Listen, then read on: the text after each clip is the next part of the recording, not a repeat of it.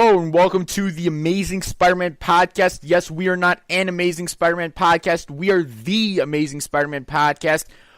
This is episode number whatever. I don't know what number we're on because my mind is blanking on it right now. But joining me today for this wonderful, wonderful podcast, we have Mr. James Markin. Hello. How's it going, James? What you been up to this week? Pretty well, I want to say. Earlier this week, because we had a lot of tornadoes in my area and really bad weather, we lost internet for a few days, but it came back, so that was good. I took my entrance exam for my culinary school, and I passed everything about math that really kicked my ass, but I still got into the program, so yay. Awesome.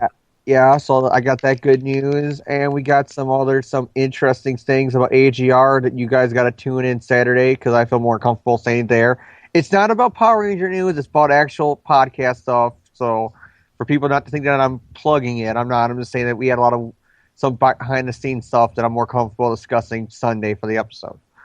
Wait, you just said Saturday, but what day is it? It's Sunday. I'm sorry. I said the wrong day. Yeah. I was like, what day is AGR? Okay. But also this week we have a very, very special panelist who hopefully is hoping to join us as a full-time panelist of the show. We have Mr. Jacob Blowbaum. Hey. How's it going, Jacob? We haven't talked to you in a couple months, really. It's been good. You know, I've been playing Amazing Spider-Man 2, the video game. It's, okay. Yeah, I hear that game's not great. Hey, James, do you live in the Midwest? Because my area has been having a lot of bad weather and tornadoes a lot lately, too. Yeah, I live in Wisconsin. Oh, okay. I live in Iowa. I live in Ohio. It's like we're neighbors. It's so scary how close we all are to each other. Oh my gosh, Amazing Spider-Man Podcast meeting. Let's all meet in Chicago. I've been to Chicago. I've been to most of the country because I like to travel. It's Chicago. I went there with my school, my 7th grade class, and it was it was an interesting trip. But did you go see the giant metal bean in downtown? Yes, that is a serious mindfuck. Oh, sorry. I'm sorry. I didn't mean to drop the F-bomb there. I'm sorry. Oh my gosh, we're not even we're 2.5 minutes in, and I've already dropped an F-bomb. Hey, it's all right, man. We're all adults here. Yeah. Well, I'm 16, so I'm technically not an adult, but...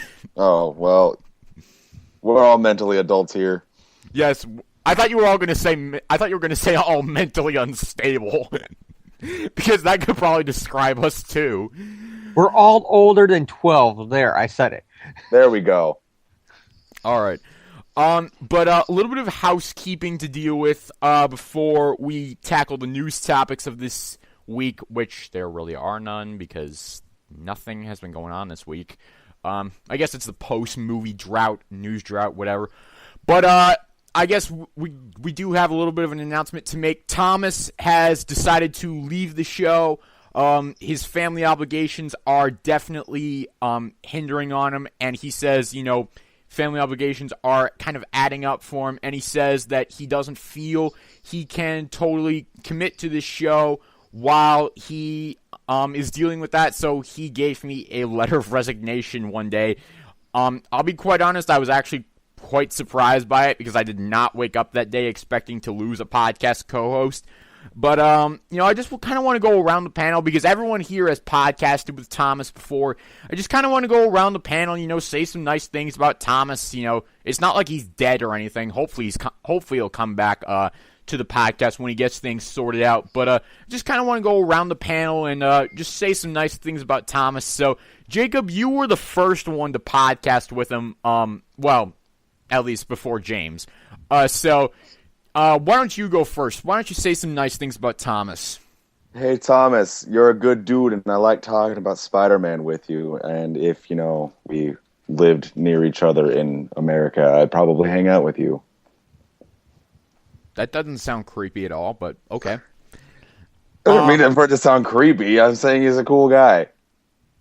All right. James, any nice things to say about Thomas?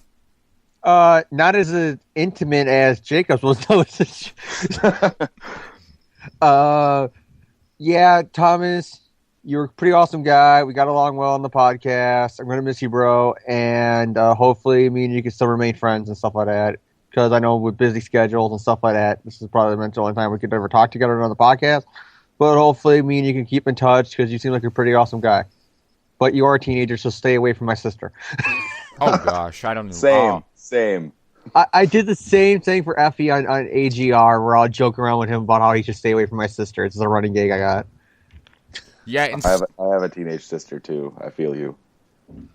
I have a teenage ex-girlfriend. I guess you could say stay away from that. I guess that's close.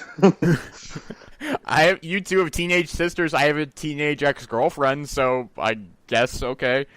And just to clarify, I myself am a teenager, so I'm not being creepy when I say I have a teenage ex-girlfriend. She's my you're age. secretly totally like 36, aren't you? No, actually, I'm 52. Oh, And okay. this is the moment where I slowly disconnect the call and walk away. All right. Yeah. So Thomas, you were an awesome guy. You were very passionate about Spider-Man. We could tell that through all of your, all of your monologues on the podcast and whatnot. We had great conversations with you. I'm hoping you'll come back to the podcast someday soon. Yeah, we'll get things sorted out. Hoping you'll be able to come back to the podcast soon. Hope all is well with the family. And, yeah, so I guess that closes the book on the Thomas Patterson saga of the Amazing Spider-Man podcast for now. But I guess, the show must go on even without its quote-unquote star, I guess. Even though Thomas really wasn't the star of the show. That was always me. Does that mean that we can never make fun of his girlfriend? Yes. Oh, man, that sucks. We can't make fun of Thomas and his girlfriend anymore. But at least we don't have to worry about him being racist anymore, so, hey, that's a good thing. Yeah. Wait, I'm lost. Yeah, you probably haven't listened to a lot of the back episodes. Just go back and listen to them. You'll get what we mean. Thomas, I try to listen to them, but I have like 15 podcasts that I listen to, so, I mean... pretty much just to sum it up in a short way and not really going to get too, much into it. Thomas said something that literally pissed off, like, a few people on CBR about certain groups of people. Oh, yeah, I saw that. Yeah, that was interesting. And I still don't know why I didn't edit that out of the podcast, but you know what? Shame Was on it the thing about people like Anna Maria? Yep. Is that okay? All right. Yep. I did hear that episode. People on CBR gave me shit for that. And I'm like, I joined the podcast like a week later, I think. I was getting shit for that. People on CBR gave me shit because I said I didn't like Obama one time. And I was just like... Yeah. Hey, I mean, at least that means they're listening. That's true. Haters gonna hate. I remember that because they're like, oh, they're all right-wing Republicans or whatever, and they all are really conservative and trash Obama ever since they got. And I go, the last two elections, I voted for Obama. So don't say everybody on that show is right-wing Republican conservative that hates Obama. Personally, if I could have voted in the last election, I would have written in Ron Paul, but that's just me. I voted for Obama. I would have written in Ron Paul, but, that's because that guy was so many levels of awesome. But tackling Spider-Man news now and getting away from politics before we end up offending somebody else. Let's whip over to the news time. Didn't. Yeah, slowly segue. Unfortunately, I can't put a thwip sound effect in there because I'm too damn lazy. I could if I wanted to, but I won't. But Superior Spider-Man is going to be returning in, what is this, August? Yeah, it's going to be returning in August. Dan Slott, Christos Gage, Giuseppe Camuncoli, and Adam Kubert will be bringing us Superior number 32 and 33 starting this August. And the issues will detail Spock's time in the temporal vortex from Superior number 19, assuming anyone remembers that.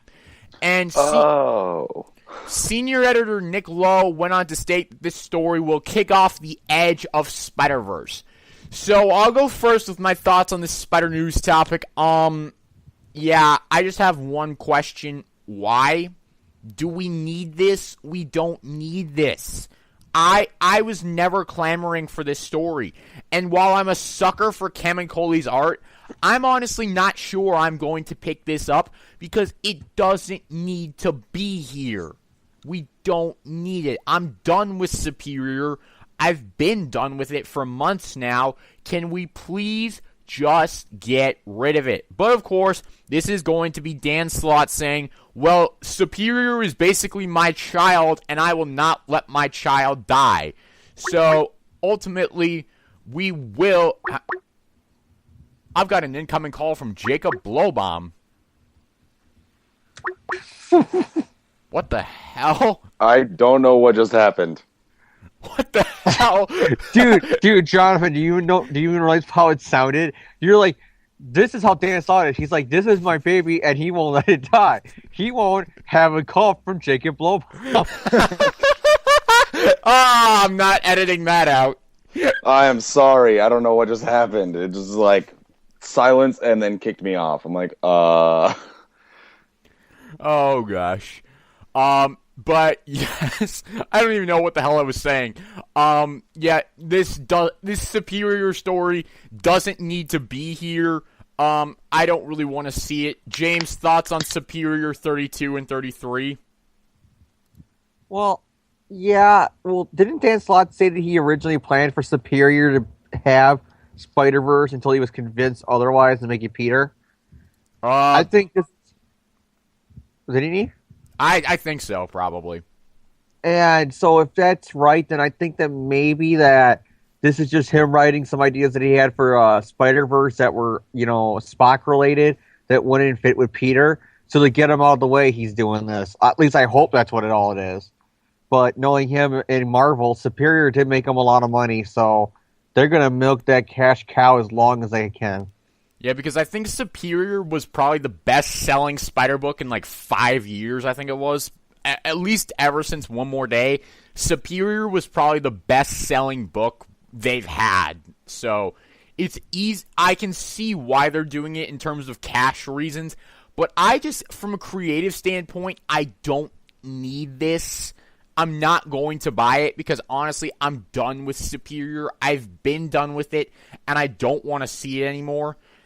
Jacob, thoughts on Superior 32 and 33?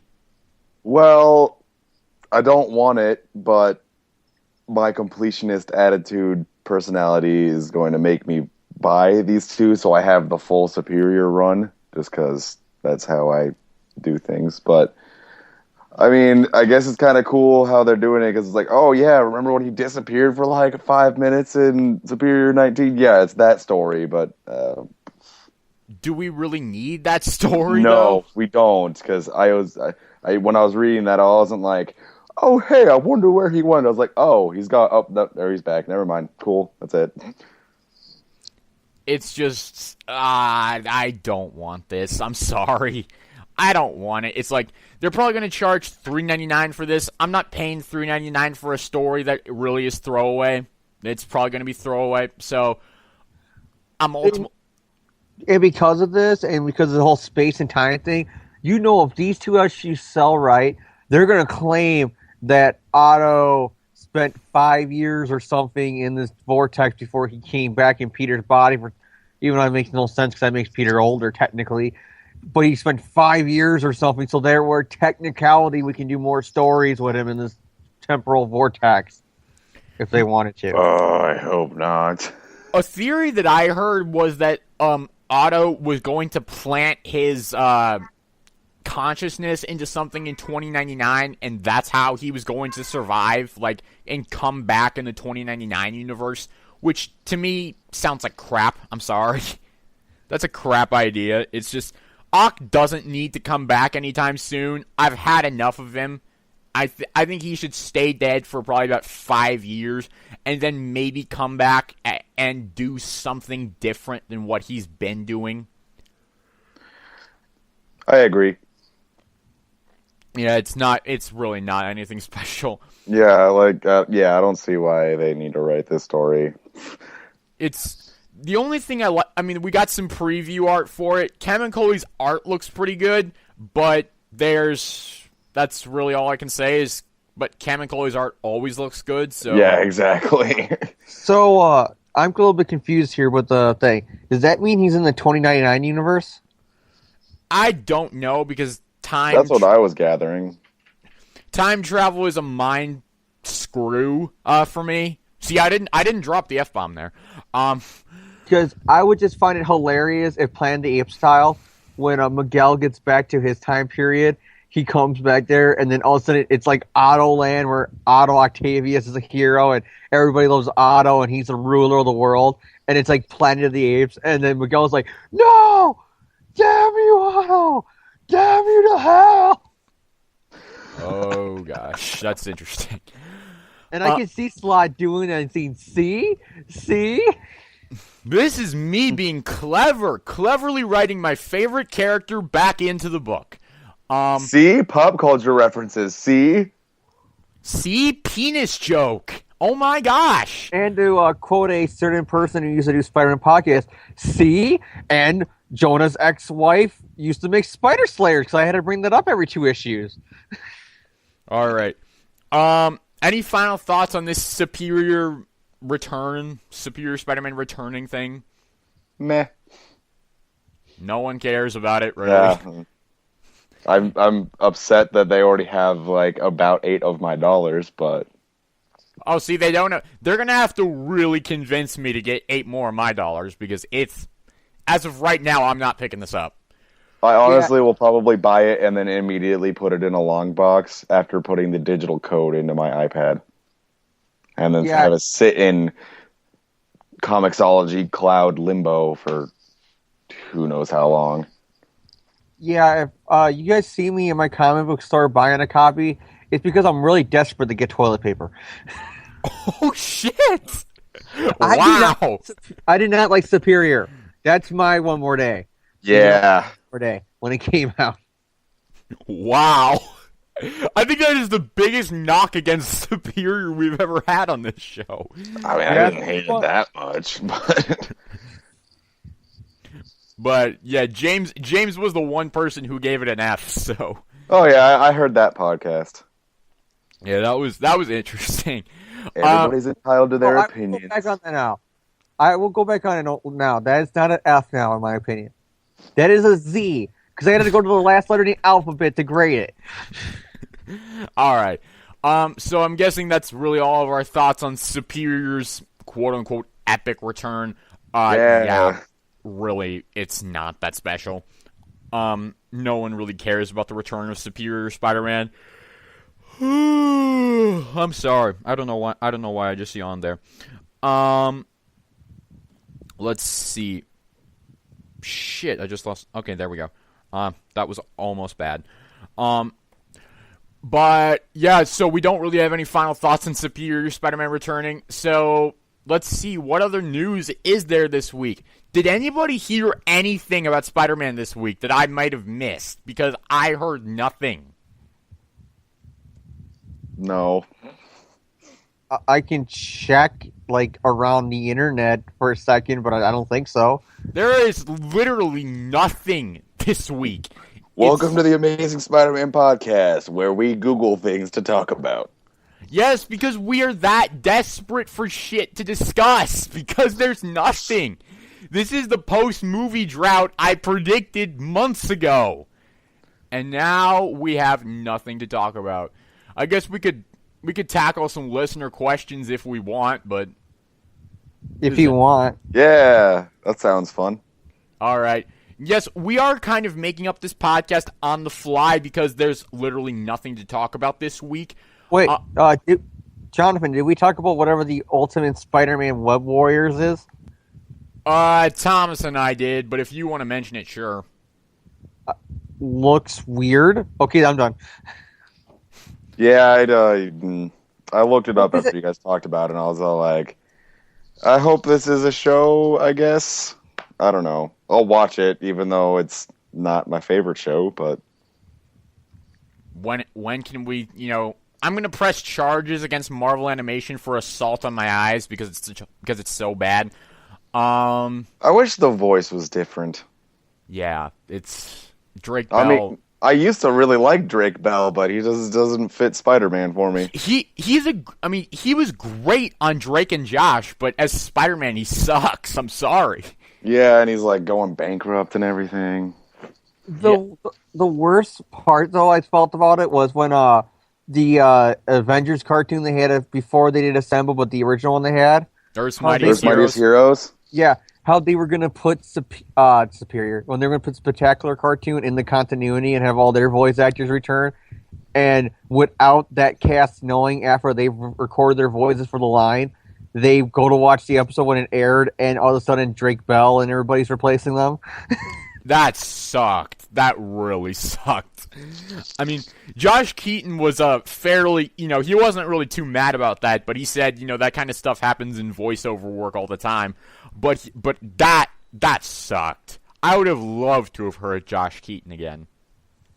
I should have bought the Spectacular Spider-Man series. It was on sale at Target like 2 weeks ago. The Blu-ray? Yeah. You really should have bought it because I got it the day it came out. Yeah, I wanted to, but I was like, man, I don't want to spend this much money. And then I regretted it. But yeah, I was saving my money to go see the movie the same night because it was my friend's birthday. He's all like, let's go see Spider-Man. I'm like, I already saw it last night, but okay. Yes, what did you think of the Amazing Spider-Man 2, Jacob? Because I don't think we've gotten your opinion on it. I loved it. I cried. Yeah, I think that's pretty much everyone's reaction. I can guess the scene you were crying at. Yeah, the one when Harry and Peter were skipping stones. It was just so beautiful. I know, right? And the part where he's trying to do his laundry, oh my gosh, I bawled at that. No, yeah, I really liked it. I was with my girlfriend and a friend of mine, and I started crying before both of them, and they're just like, are you serious? I'm like, shut up.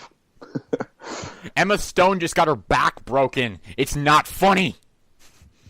It was, yeah, I gave it an 8 out of 10. Speaking of Emma Stone, did we bring up because I'm Googling Spider-Man news and I'm finding it on various different sites that they posted. Did we talk about the fan petitions to get a director's cut? Know what? I have not even put that up on the front page. I don't even know why I haven't done that. But yeah, that is interesting. The fans are petitioning for a director's cut of The Amazing Spider-Man 2 because, I mean, I said this on our movie review podcast. I would love to get a look at the script for that movie because there is a lot that was left on the cutting room floor, and it is evident. So, I mean, yeah, like half the stuff that was in the trailers wasn't in the movie. It's like the whole thing of Peter Parker being under surveillance by Oscorp, not in the movie. Wasn't that the question today? It was kind of in the movie because you had the people spying on it with Harry, but you got a more sense that they're watching Harry than Peter. Yeah, I mean, what do we think of this fans petition? What does anyone think of it? I think it's a cool idea because I was legitimately thinking, I was like, man, I really want a director's cut of that. So, yeah. For me, it's most of the Mary Jane scenes because I want to see how that fit into the movie. Personally, I doubt that played a... I mean, Shailene Woodley even said... Shailene Woodley's homeless, by the way. But Shailene... What? Yeah, you haven't heard that? That's like all over the internet. She just had a hit movie and she's having a new movie coming out and she's homeless? Yeah, she says she's homeless by choice, though, apparently. I don't know. Yeah, because she's really weird. Yeah, I don't know what the hell... She's a good actress, but I do not want her to play Mary Jane. Yeah, she's apparently homeless by choice. It's weird. But, yeah, fan director's cut of The Amazing Spider-Man 2, I'd love to get a look at that. Personally, the scene I really want to see is the, not only the under surveillance thing, but they also said that Harry was supposed to destroy the Oscorp building as the Goblin. That would have been cool. That would have been really cool to see. He just kills Mencken. Apparently, he spares Felicia. Excuse me, I don't know why I'm doing that again. Leaving a loophole open for the Black Cat to come in. Yeah, of course. I mean, if that's even Felicia Hardy, but it probably is. Yeah, I would have loved to have seen that because, I mean, I'm pretty sure it came off as evident from our movie review podcast. Yeah, I loved Harry in that movie, so I would definitely take more scenes with him because he was pretty freaking sweet. Yeah, him going in and murdering all of Oscorp, I can see why maybe they didn't include it because didn't Defoe technically kind of do the exact same thing in the first Spider-Man movie? And you're already having some Green Goblin stuff in him with the Gwen Stacy and him dropping her and stuff like that. So maybe him going in and doing the whole "out am I" like Defoe did in the first movie might be a little bit like weird, I guess. I don't know. I think it could have worked either way, but I do see what you're saying there. But any final thoughts on a Amazing Spider-Man 2 director's cut? I support it. Yeah, I think I would like to see it. Yeah. Have you guys seen like the collector's edition for Amazing Spider-Man 2, like the Electro head? Oh my gosh, that thing is creepy as hell. I kind of want it. Is it true that it's like $100? Yeah, which isn't really that bad, honestly. I'm not paying. I'm too afraid that I'm going to buy it, and then he's going to be like, "Why didn't you go to my birthday party? There was a lot of celebrities there." Big club, a lot of celebrities. Nice to meet you. Oh wait, wrong movie. All right. So yeah, that's really all. Anybody else got any Spider news to talk about? Because I've literally got nothing. Andrew Garfield sang the Spider-Man theme song on Jimmy Fallon. Hooray! I actually heard that. I didn't even realize it was Andrew Garfield because I was just listening to it. And then I looked, I was like, that's Andrew Garfield. Huh. Didn't know he could sing. I saw the video because one of my friends gave me a link. He goes, you might want to see this. Andrew Garfield's going to sing a song on Jimmy Fallon. I'm like, okay, he's going to sing a song because I heard something about how he was learning guitar or something like that, like some Spider-Man site or whatever. And so it's like, okay, whatever. So I clicked the link just because maybe he just like a few seconds of like some popular song or time, whatever. And then he goes into Spider-Man, and you can tell it was the skit because all of a sudden Jimmy out of nowhere shows up with what did he have? Like the tambourine, like a tambourine or whatever. Yeah. Those things that make noise when you hit them. Yeah, those things with the cymbal things on it and the drum part sometimes. I don't know. Well, I play the drum, so I'm surprised I didn't realize it right away. I don't play drums. I wave my arms in 4 different directions. Are you what's it called? Drum major? Yes. I used to be in marching band. I know these things. Yes. We call it field commander, but whatever. In high school, I was in a band, but not the marching band. Of course. Yeah, I went from marching band to hardcore, so... All right. Any other thoughts on any of the quote-unquote news topics we've talked about this week? What few we had? I put most of my Spider-Man #1s on my wall. Yay. I'm looking at them right now. I don't know.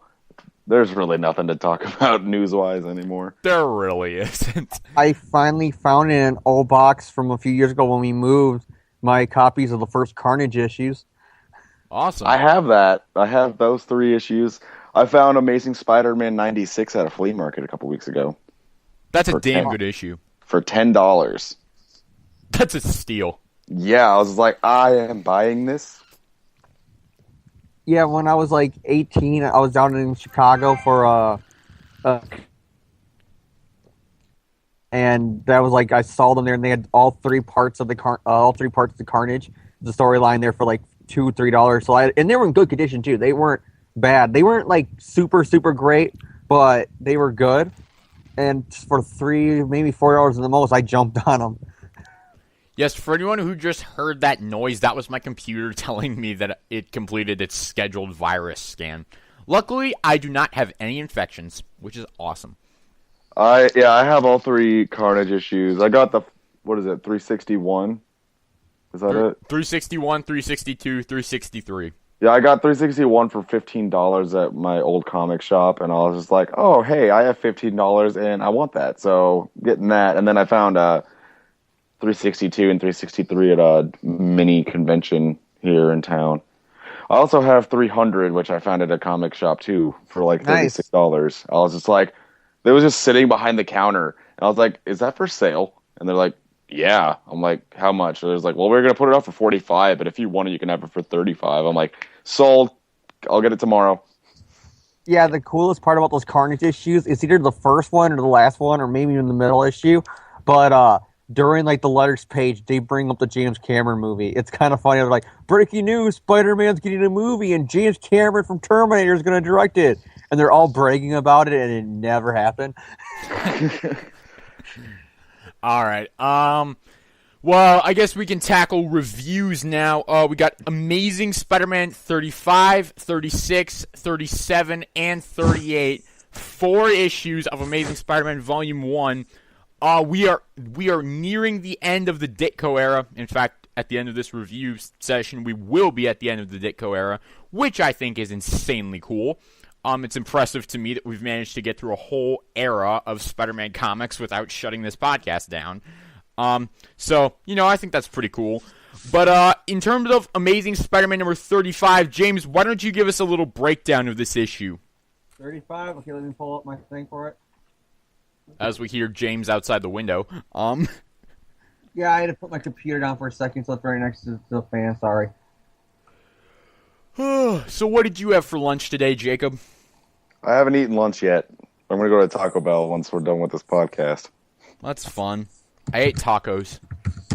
Yeah, we were talking about tacos earlier. I'm like, damn, I really want some Taco Bell. But that's also like an everyday thought, so it's not really that weird. You're the only person in the world I've ever heard say, "I want some Taco Bell," because most people I know say Taco Bell sucks.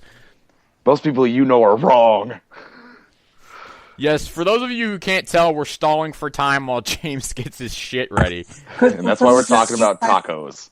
Screw it, I'm not going to find my file. I'm just going to use the breakdown from, like, the Wikipedia. Because I can't find what I wrote down for my breakdown. Basically, the Multiman returns.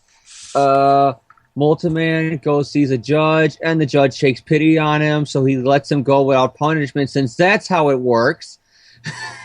Oh, yeah, you know. Go on a murdering tirade as a molten lava man, and you get no jail time because the judge takes pity on you. God, the legal system worked great back then in the Marvel universe. Well, this is the same universe that let Dr. Octopus out of jail in under a year. For trying to wipe out all of Earth? Is that? No, fucking, that's edge. And don't listen to me. I'm like drunk or something, I guess. He not actually drunk.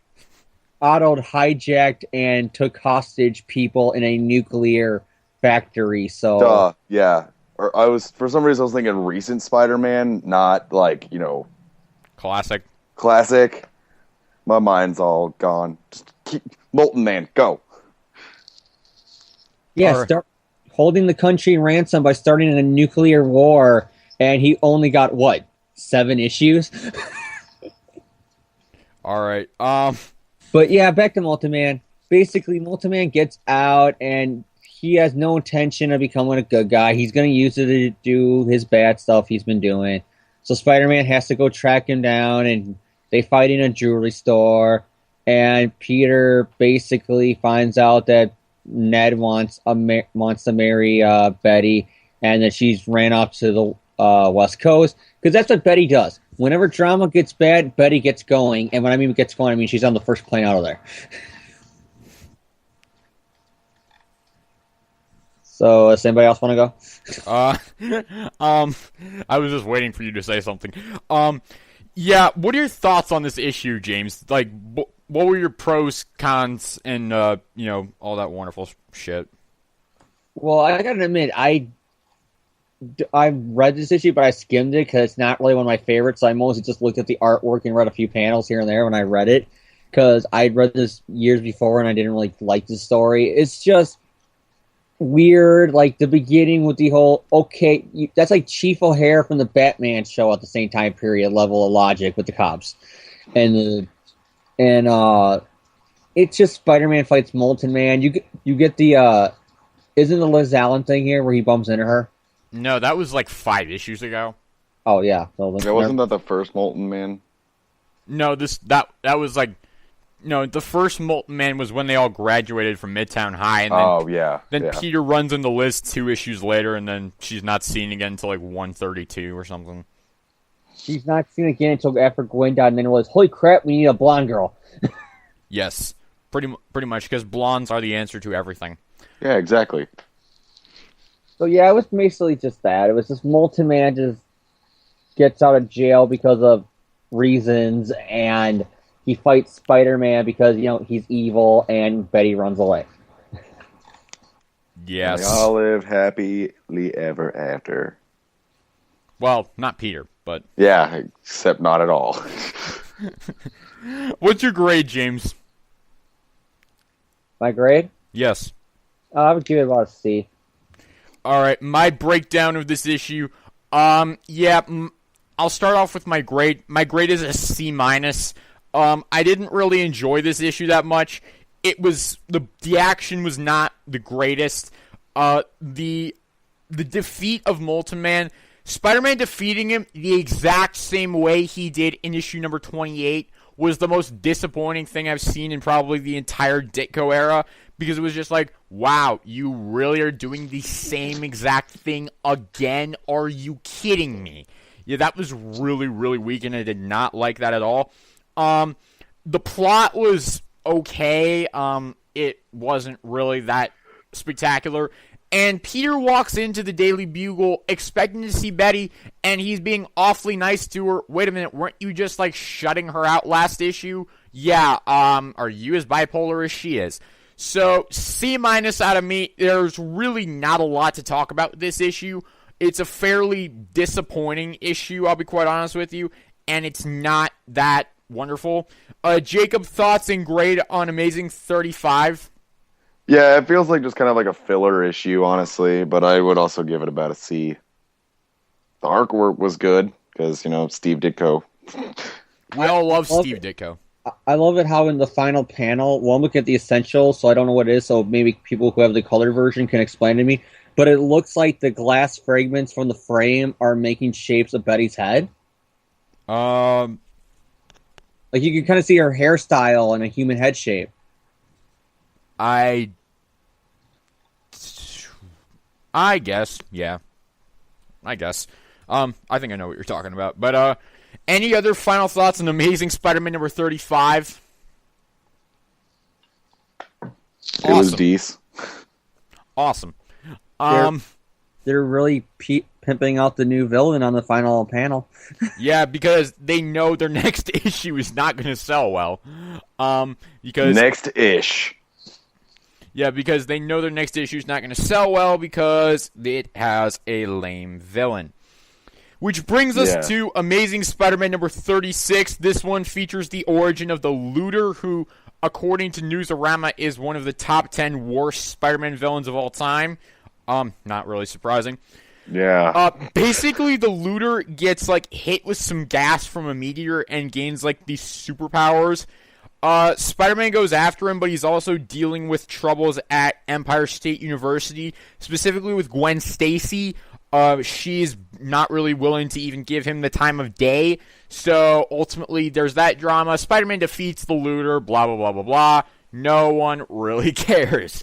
My thoughts on this issue. The art in this issue, I have to say, this is probably the weakest issue I've seen from Steve Ditko, because there were a lot of really, really weird drawings in here.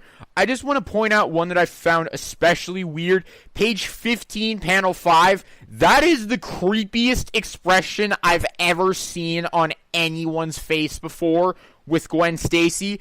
Gwen Stacy has this weird-ass smile on her face that's, honestly, it's probably going to give me nightmares. That is so scary.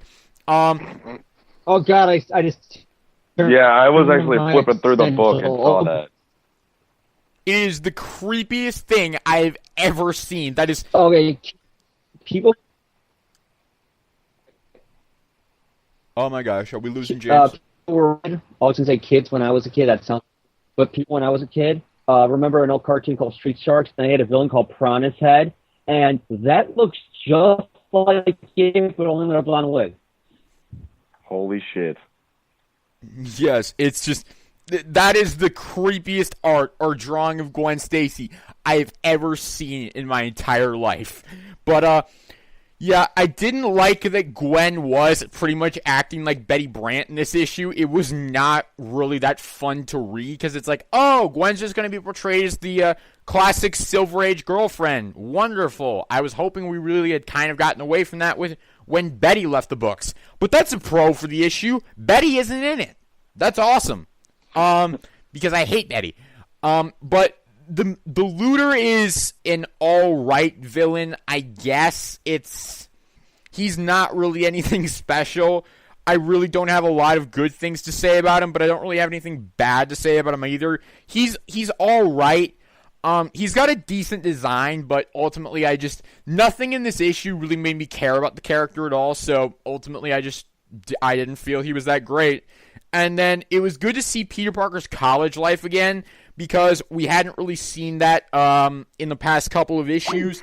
So it was good to see pretty much everyone, getting along with Peter Parker again, even though they're not really getting along, but they're more so really just kind of hating on him. So, yes, I know the call just dropped there. No one has to come up and speak about that. But I think we have everyone back now. But, yes, my grade on this issue is a C+. It's not the best issue ever, but it's not terrible either. It's positive, mediocre-ish. It's not a terrible issue from the Lee Ditko era, but not a great issue either. Jacob, we'll start with you. What are your thoughts and grade on Amazing 36? This guy is really lame. I don't know. Yeah, this Looter guy is just really lame. But, yeah, other than that, I mean, it was cool because it's classic Spider-Man. I can't really say anything bad about it. What do you think of Gwen acting like Betty, though? Oh, yeah, she's acting like a bitch. Because this blonde Betty, pretty much. Silver Age girlfriends always have to be portrayed that way. Yeah. Exactly. And, you know what I really miss? The web pits. You're actually not the only person I've ever heard say that. I have never understood the appeal of the web pits. I don't know. I just like them. But yeah, overall, I'll give this issue like a C as well. I mean, it also felt like kind of a filler. It depends on the art style for the web pits, I think. Like the artist and the style. Sorry, I was taking a sip of water there. Yeah, I don't really mind the web pits when they're there, but they're not really a necessity for me, if that makes any sense. Yeah. I don't really think they're critical to how the overall costume looks, but you know what? They're decent enough. They're fine. James, thoughts and grade on Amazing 36? Yeah. Meteor is like the only Steve Ditko villain that I think doesn't become famous and one of the iconic villains. He is just like terrible, bad as you can get. You got the Gwen stuff where it's like you almost get a sense that Stan's trying to write her as a love interest, but Ditko is not giving him it. Because we have two very opposing views on life from Stan Lee and Steve Ditko. This is the dark Ditko era, as we've dubbed it. Like when she follows him to the museum, you can kind of get a sense that she has a crush on him, but it's kind of like the old Hey Arnold cartoon. How Helga used to bully Arnold whenever she was alone, she had like that shrine built him in her closet. That's what it kind of feels like with Gwen in these issues. Yeah, Gwen is not written wonderfully in these issues. I kind of blame that on the opposing ideas from Lee and Ditko. I don't think they really knew what they wanted to do with her at that point. Which would make sense. Yeah, because I don't think they knew what they were even doing at that point. Because like Ditko is almost like going way out of his way. Like we got a sense when Peter was in high school why he was picked on because he was a nerd. And it feels really like, especially with Ditko's worldviews, that he's going way above and beyond to have everybody in the school hate Peter Parker. Yeah. I mean, comes up to talk to him. He ignores her because he's thinking of what's going on with Gwen, which makes them both hate him because he's ignoring them. And then Flash doesn't like Peter because of all the stuff that happened in the high school with Liz. Harry doesn't like him because he's ignoring him. Everybody it's a misunderstanding that can be solved simply by, I have other things to deal with. Yes, it's really not the best way to create conflict and drama, but this was kind of this. I mean, this was the '60s. Plus, this was Lee and Ditko trying to bounce ideas off of each other when really all they wanted to do was shove their fists down each other's throats. So, really, it wasn't the best time to be working on Spider-Man. But overall, I didn't think this issue was terrible. I mean, the Looter is a lame villain, and like James said, he's one of the few Lee Ditko villains that didn't catch on. So, really, this was definitely a very forgettable issue, because not a lot really happens in it to progress the overall story, but also it's just kind of it has a lame villain. It doesn't really have that really very many important aspects to it. So, really, it just kind of comes off as filler. So, final thoughts on Amazing Spider-Man number 36? It was decent. Yes, we're struggling to find things to say about these issues because, I'll be quite honest, for these last 4 issues, Ditko was not on his A-game, probably because he knew he was headed out soon. Amazing Spider-Man number 37. Jacob, we'll start with you. What are your thoughts and grade on Amazing Spider-Man number 37?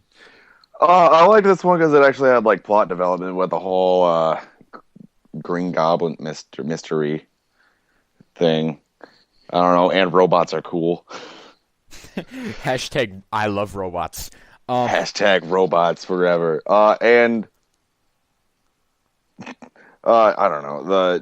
This was definitely my favorite of the 3 that I read. Yes, because I told them both to read 4 issues, and Jacob only read 3 by accident. Yeah, I fell asleep last night, so I was like, oh shit, I need to wake up and read these. So I was reading, I'm like, alright, I got it done. And then you were like, and 38. I'm like, fuck. I forgot. Yes. You're not really missing much with 38. We'll talk about 38 in a minute. But yeah, I literally finished reading this one anyway, 37. Yeah, he really relies on the spider tracers a lot in this one, but it's cool, because they're actually a nifty little tool. Yes, Spider Tracers first appeared in issue number 11, I believe, when he's trying to track down Dr. Octopus and Betty Brant.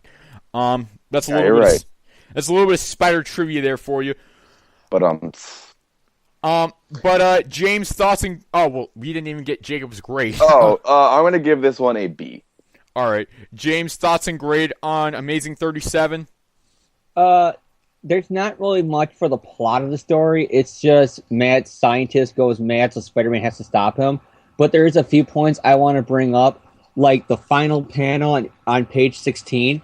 Now, there's some people who are convinced that Steve either didn't know that Norman was going to be the Goblet, or that's something Stan did last minute because he had to get the Goblin mystery solved before Ditko came back and brought in who he wanted. And the reason why I call bullcrap on that theory, and I go with Steve always knew it was going to be Norman, because if you look at panel 16, if Norman doesn't have Goblin serum, there's no way that punch to the back of Spider-Man's head's going to knock him out. Yeah, that's a good point, because Spider-Man is not going to be taken down by one measly punch. Yeah, exactly.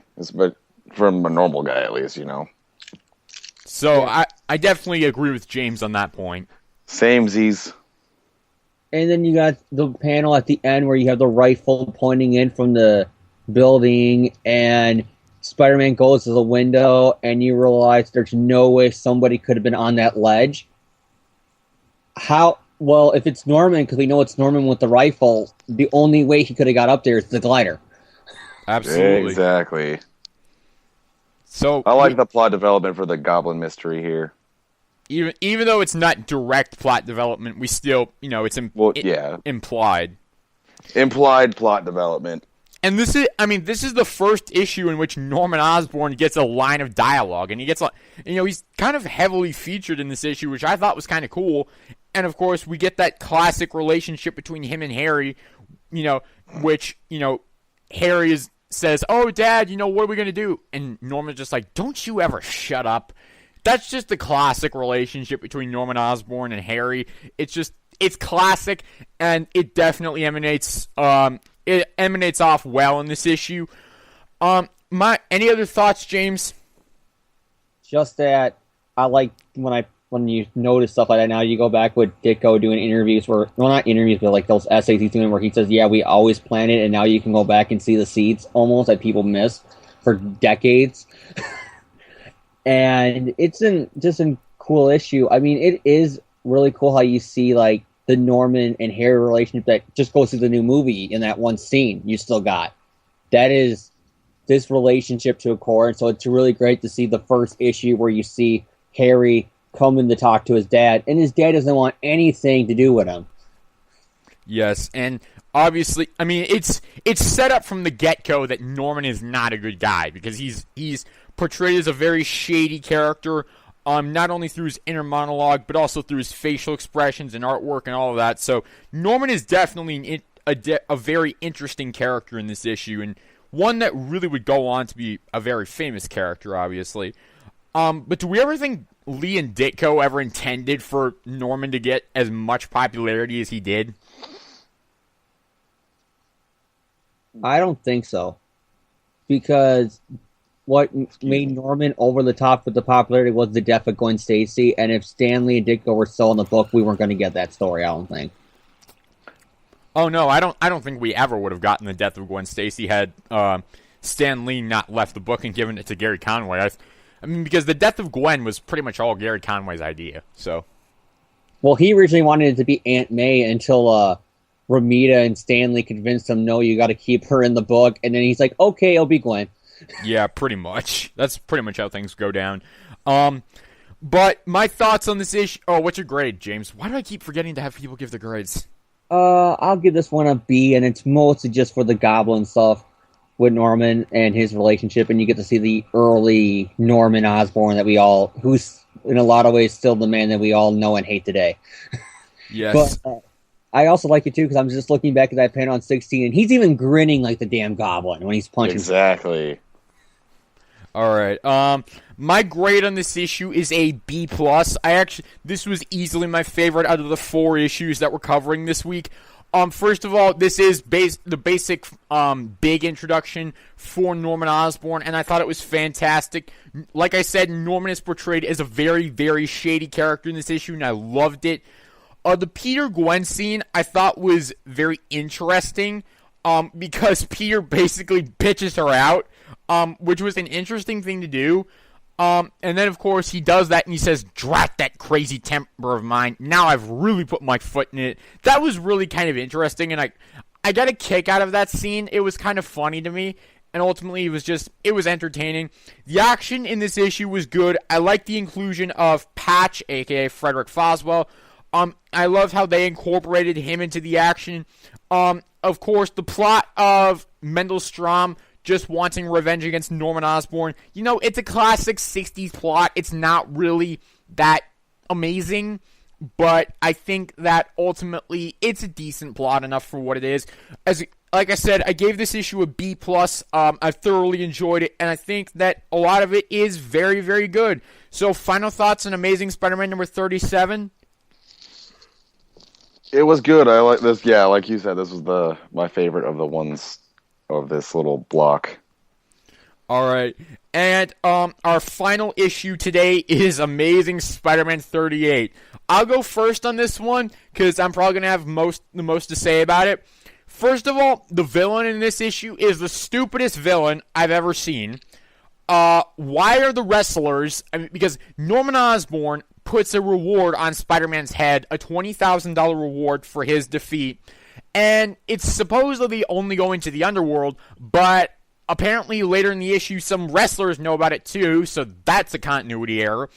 The action in this issue is boring as hell, and honestly, I was so relieved when they just did a page full of, onomatopoeias and sound effects and whatever, so I could basically skip over them because I didn't have to read any dialogue. The only good thing about this issue was there was decent drama with all of the characters, but it wasn't good enough to save the issue from what it ended up being. As a grade, I'd give this issue a D. I really did not like this issue. I was originally going to give it an F, but then I thought about it, and it's like, it's not really F worthy, but it's a pretty damn bad issue. I don't enjoy it at all, and I think it's really a piece of crap. It's a shame that Ditko went out with this issue, and it's ultimately a shame that this issue is the last piece of his legacy. So, Jacob, thoughts on Amazing Spider-Man number 38? That looks like there's a lot of dialogue other than the sound effects page, and the art looks pretty decent. I didn't read it. Yeah, he forgot to read it, but I'm sure had he read it, he would be giving it an F, just like me. Well, I gave it a D. So, Jacob, did you only look at the cover? Yeah, the cover looks... So you did the reverse Ditko. Ditko did everything else but the cover. You just did the cover. Yeah, there we go. Reverse Ditko. All right. Is Crusher Hogan in this? No. Okay, well then they just wasted opportunity. James, what are your thoughts on Amazing 38? It's the last Steve Ditko, and you can almost get a sense of thank God at this time. Not because I don't like Ditko, but because, especially the Peter and Ned things, to the point that he's willing to kill people and mannequins, punching them out thinking it's Ned. I mean, this is Spider-Man's going from being I'm angry because you want to get with my girlfriend to I'm going to stab you in your sleep. Yeah, that was a bit weird. He's a teenager. So, like, punching out the mannequin and he's seeing Ned's face. Ah! That was a bit weird. And you got the Norman stuff with him paying off the guy, which, again, people say, well, he's not the Goblin because why didn't he just become the Green Goblin? Why is he paying off people? Well, we have seen Norman do this before, people. Yes, so quit bitching. And, yeah, if you're going to use a wrestling plot line and using it to get Spider-Man, you think Crusher Hogan would be your go-to guy since you can assume his career was humiliated by Spider-Man lifting him from the air, making him into a crybaby in Amazing Fantasy 15. Exactly. But being that Stan didn't really have that good of a memory, and he was kept in the dark, especially with this final Ditko issue, I'm just going to assume that he forgot or didn't remember Crusher Hogan. Yeah, probably. I mean, what else does Peter Palmer do besides fight wrestlers? I don't know, but I'm really glad he's dating Mary Jane Watkins. Hey, there's Liz Hilton. Yes. Classic Stan Lee continuity errors. But what's your grade on this issue, James? First, before I give my grade, I just want to go on with that. I especially love it when Stan writes his own superheroes crossing over into books, and there's continuity errors. It's like it's not like another writer, like the guy writing Fantastic Four handling Spider-Man instead of Stan Slott nowadays, because that would cause continuity errors. This is Stan writing every title, and he's making continuity errors. Well, in his defense, he's probably got a really cluttered mind because of all the stuff that's going on up there. My grade for this issue would be about a D. Yeah, it's D as in damn, that was bad. It's sad that Steve Ditko is one of the guys who, if it wasn't for Ditko, there would be no Spider-Man. And you think his final issue, he's going to go out with a bang, and instead he goes off with a holy bad, this is crap. Yeah. But that does lead me to kind of a little talking point here. It's something I wanted to bring up since we now have reached the end of the Ditko era. I want to kind of get everyone's overall thoughts on the Ditko era. Just, kind of what do we think of it overall? What are the big pros, cons? We're not going to give a grade because, I don't feel like doing that. But ultimately, I think we should just talk a little bit about the overall Ditko era. I'll go first. I really enjoyed the Ditko era. Again, it introduced a lot of classic villains. Lizard, Doc Ock, Green Goblin, Vulture, Sandman. The list goes on. Really enjoyed that. I really did enjoy the way Lee and Ditko worked together, at least on the first half of the run. I thought there definitely were some classic stories that came out of this, like the Master Planner arc, like to me, this isn't really a really classic issue, but to me, the first Spider Slayer issue number 25, to me, that's pretty classic. Amazing Spider-Man Annual number 1, and then, of course, pretty much every single one of the first 10 issues is classic. So I really enjoyed that. There were a lot of classic issues. A lot of the issues I felt were well written. I mean, I've said it before, and I'll say it again. Stan Lee is easily my favorite writer on Spider-Man, so I really, really enjoy his writing. I do think that towards the end of the Ditko era, things do start to slip up a bit, and a lot bit. But definitely this was, for me, a very strong era, and definitely a good way to kick off Spider-Man. James, we'll start with you. What are your overall thoughts on the Ditko era? What can I say about the Steve Ditko era that hasn't already been said 1,000 times over the past 50 years? I mean, it's what got us started. I mean, 80% of Spider-Man's classic villains came from these issues, and that's why his villains are up there with like Batman and Flash as the Mount Rushmore of iconic villains. You got not even just that, but like supporting characters: Flash, Harry, Gwen, Betty, Liz, Aunt May, Uncle Ben, Jonah. They all began here, and a lot of it is in the mind of Steve Ditko. These are the characters that he co-created with Stan Lee. Not going to get into, Jack Kirby or how much did Stan do and how much did Ditko do and other people and whatnot, but they are the co-creators in my mind, and this is just iconic. The stories might not hold up, but look at any comic book from 1962 for 66. They're not going to hold up that well. And so when you look at them at their time, you can see why Spider-Man became the hero that we know today in popularity. All right. Jacob, what are your thoughts on the Ditko era? Yeah, like James said, what can I say? Without Ditko, we wouldn't have pretty much any of Spider-Man's like cool not continuity villains. Like personally, my favorite is Dr. Octopus, even after the whole Superior thing. It's just, and like my favorite issue is Amazing Spider-Man 33, and yeah, like he's just like the granddaddy of Spider-Man. All right. There's no way we can like not deny or not give him credit for everything he's done for the character, even 50 years later. All right. That's really going to wrap up the reviews for this week. I was really surprised there were really no Spider books released this week, so that really just gave us 4 classic issues to talk about.